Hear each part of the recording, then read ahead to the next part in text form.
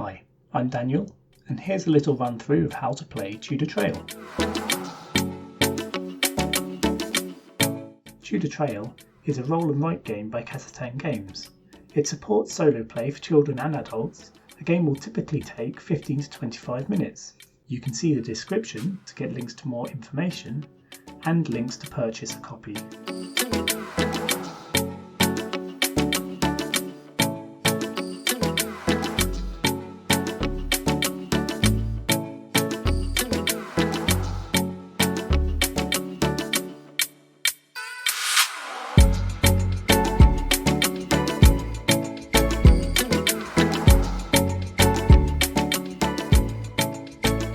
So, here's the basics. The game is made up of the timeline and bonus sections for the Tudor monarchs. The object of the game is to score the most crowns, and you score crowns by filling in the bonus sections. You start the game here in 1485, at the beginning of King Henry VII's reign. Each turn, you roll all the 8 dice included in the game, 4 red and 4 blue.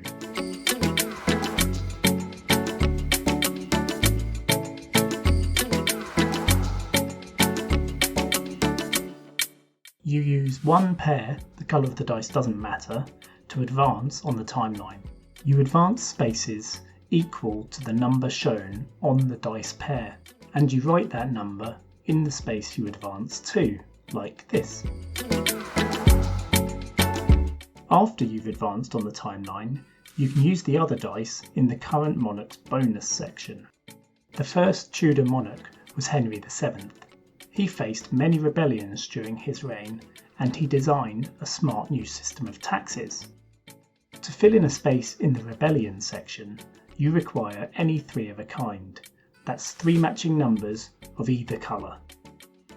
You can fill in the rebellion spaces in any order, but to score crowns you must complete 1 or more rows by the end of King Henry VII's reign. I'll take a risk and go for the most crowns. I'll need to fill in these other 2 spaces before the end of Henry VII's reign, or I won't score any crowns for this row. Only completed rows score crowns. To fill in a space in the taxes section, I need a blue pair, 2 matching blue dice. The taxes spaces have to be filled in order, starting here and working your way to the middle. At the end of King Henry VII's reign, you score crowns just for the last space you filled in. Some of the spaces give no crowns, but you can't get to the big points without filling them in on the way, so they might be worth the risk. I have to start here, so I will need to fill in at least 1 more space before I can score any crowns. As you advance on the timeline, you will notice 2 other types of space: crown spaces and flag spaces. If you start your turn on a crown space, you will be allowed to re-roll any number of dice once. I've started this turn on a crown space, so I'm going to re-roll these dice. Crown spaces can make all the difference when you're struggling to roll the numbers you need.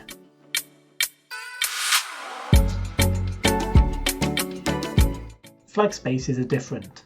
They're on years where a big event happened with one of England's great rivals at the time, the French or the Scots. If you go past a flag space without landing on it, you will have to fill in a space on the rival's track.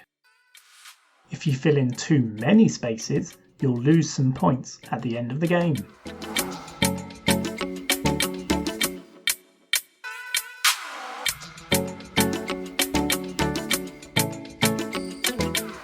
I've gone past this Scots flag space without landing on it, so I will fill in a space next to the Scots flag on the rival tracker. I hope I don't miss too many more this game.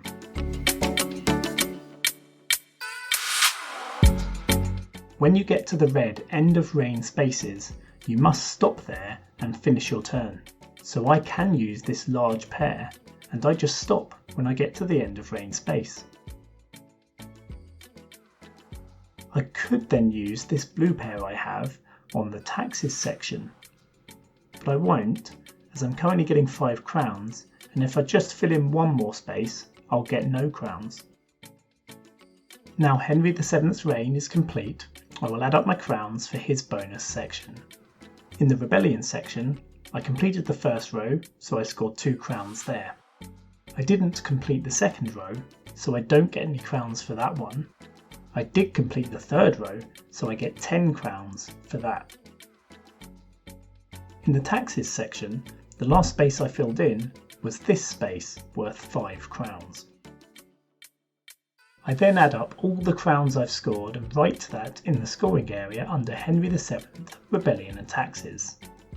2 plus 10 plus 5 is 17, so I write it in like so. Now I start my next turn from the green start of reign space during the reign of Henry VIII. I take turns just like before, but now I'll be using my dice to fill in the Henry's Wives bonus section. To score crowns in this section, I must fill in the space for each of Henry VIII's wives. I need any 3 of a kind to fill in a wife space. The more wives I've filled in by the end of Henry VIII's reign, the more crowns I get. Once I've filled in a wife space, I unlock the ability to fill in her outcome space. Different outcomes require different dice to fill in. Each type of outcome has its own rules. I'll then score crowns if I manage to complete these pairs of outcomes. Catherine of Aragon and Anne of Cleves were divorced by Henry VIII, and to fill in their broken heart outcome spaces, you must use any pair with a number that's higher than the number you use to fill in the wife space above.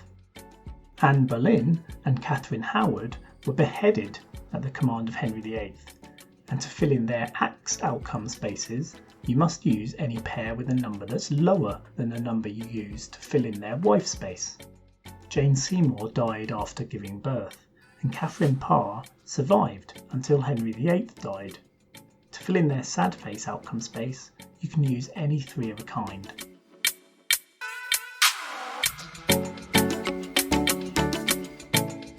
Here, I've played through King Henry VIII's reign, and I'm going to total up the crowns I've scored. I've filled in 4 wife spaces, so that gives me 7 crowns. I've filled in both of the broken heart outcome spaces for Catherine and Anne, so I get 4 crowns for that. I've only filled in 1 axe space, so I don't get the 4 crowns for those, and I haven't filled in any sad face spaces, so I don't get the 8 crowns for those. So I'll add up all the crowns I've scored and write that in the scoring area under Henry VIII, Henry's Wives. 7 plus 4 is 11, so I write it in like so.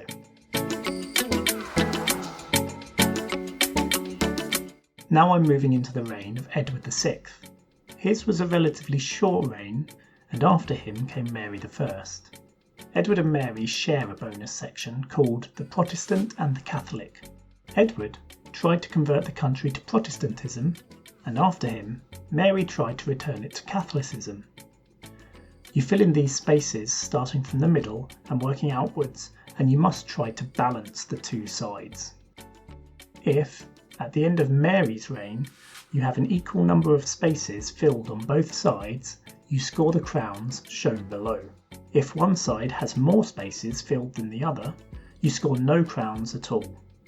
To fill in spaces on the Protestant side, you need a blue pair, and to fill in spaces on the Catholic side, you need a red pair.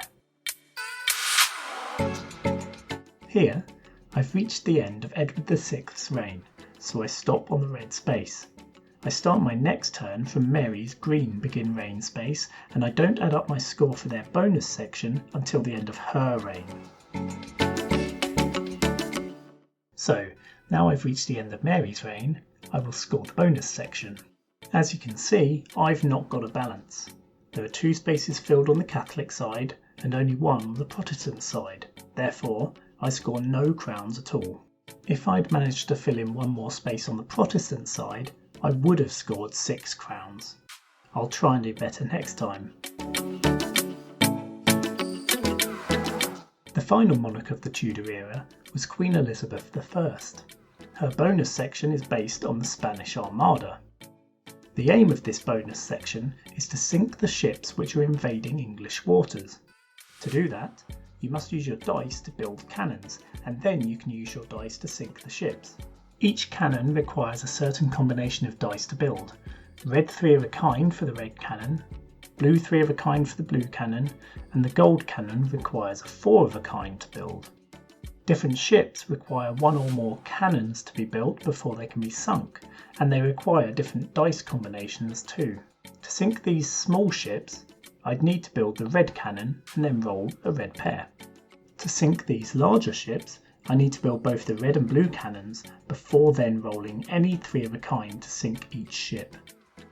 To sink the San Martin, the flagship of the Armada, you need to build all 3 cannon types and then roll a 4 of a kind. Not easy.